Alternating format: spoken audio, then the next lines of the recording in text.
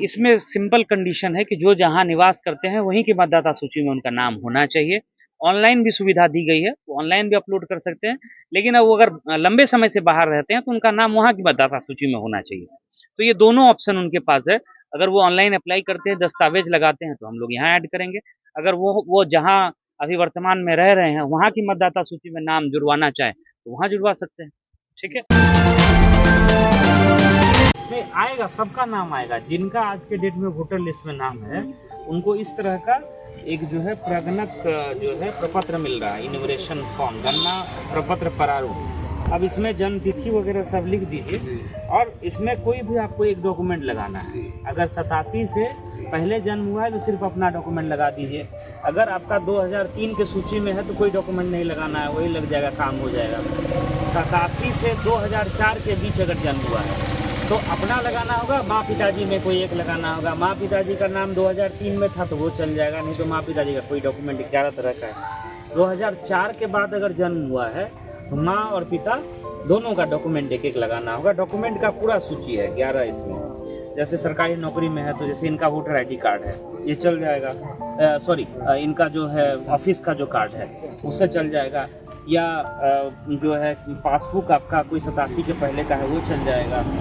जन्म प्रमाण पत्र है वो चल जाएगा, पासपोर्ट, कोई शैक्षणिक प्रमाण पत्र है, मैट्रिक इंटर किसी का, निवास प्रमाण पत्र हो, जाति प्रमाण पत्र हो, कोई ज़मीन का दस्तावेज हो, रसीद हो, एलपीसी हो, आपका जो है वो डीड हो, कोई आपने निबंधन कराया है तो केवाला हो, सब चल जाएगा। वंशावली बन जाएगी। अगर वंशावली कोई डॉक्यूमेंट नहीं है उसके आधार पर बहुत आसान है, इसको करवा लेना।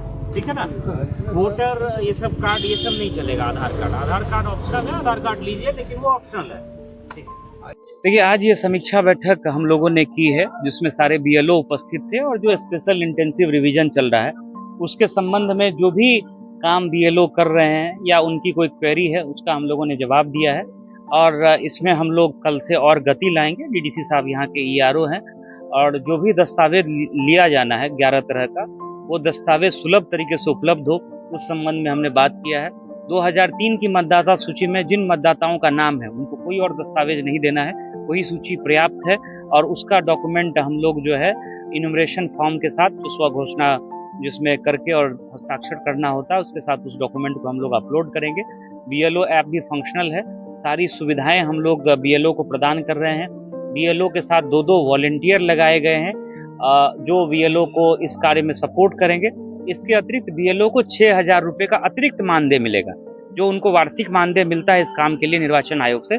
उसके अतिरिक्त 6,000 रुपया सिर्फ इस काम के लिए हर एक बीएलओ और बीएलओ सुपरवाइजर को मिलेगा। तो ये सारी व्यवस्था जो है वो भारत निर्वाचन आयोग कर रहा है और हम लोगों का प्रयास है कि इस काम को हम लोग जल्द से जल्द कंप्लीट करें।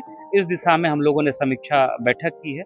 इसके अतिरिक्त जो भरकुरवा पुल है बूढ़ी गंडक नदी पर, उसका मेरे द्वारा निरीक्षण किया गया है, क्योंकि पिछले साल इसमें कटाव की शिकायत आई थी। तो उस पुल की लंबाई 154 मीटर बढ़ाने के लिए हम लोगों ने प्रस्ताव विभाग में भेज दिया है। जल्दी उसकी स्वीकृति भी हो जाएगी, जिससे आवागमन उस पर सुलभ हो जाएगा। अभी तत्काल उस पर कटाव निरोधी कार्य किया गया है। उसमें मोतिहारी डिवीजन के फ्लड कंट्रोल डिवीजन के भी अभियंता थे, आरडब्ल्यूडी के भी अभियंता थे।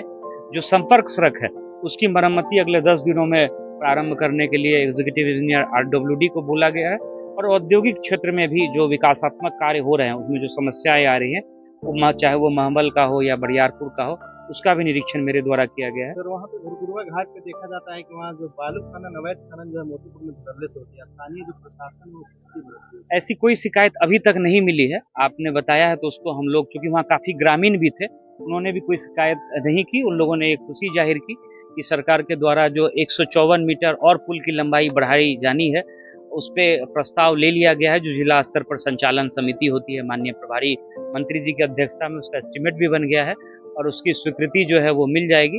और उसमें काम भी जो है आरडब्ल्यूडी डिवीजन के कार्यपालक अभियंता करा रहे हैं, जो वो रिस्टोरेशन का काम समाधान हो जाएगा, क्योंकि लोगों का आवागमन सुलभ हो जाएगा। और जो आपने बताया उसको हम लोग चेक करवाएंगे। ये जो मतदाता सूची में बहुत सारे ऐसे बुजुर्ग हैं जिनका कोई प्लेस नहीं, माता पिता का कोई प्लेस नहीं है, कोई एविडेंस नहीं।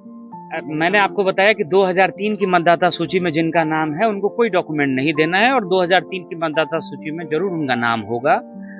अगर नहीं है तो हम लोग अभी अगर है तो उनका आवासीय प्रमाण पत्र, जाति प्रमाण पत्र, जमीन का दस्तावेज, रसीद, LPC, केवाला, कोई भी दस्तावेज हो वो अपलोड होगा और उसके आधार पर जो है। कुछ लोग ऐसे बाहर है, आउट ऑफ स्टेट, अगर वो उनको आने में विलम्ब होती है। देखिए, इसमें सिंपल कंडीशन है कि जो जहाँ निवास करते हैं वहीं की मतदाता सूची में उनका नाम होना चाहिए। ऑनलाइन भी सुविधा दी गई है, तो ऑनलाइन भी अपलोड कर सकते हैं, लेकिन अब वो अगर लंबे समय से बाहर रहते हैं तो उनका नाम वहाँ की मतदाता सूची में होना चाहिए। तो ये दोनों ऑप्शन उनके पास है। अगर वो ऑनलाइन अप्लाई करते हैं, दस्तावेज लगाते हैं, तो हम लोग यहाँ ऐड करेंगे। अगर वो जहाँ अभी वर्तमान में रह रहे हैं वहाँ की मतदाता सूची में नाम जुड़वाना चाहे तो वहाँ जुड़वा सकते हैं।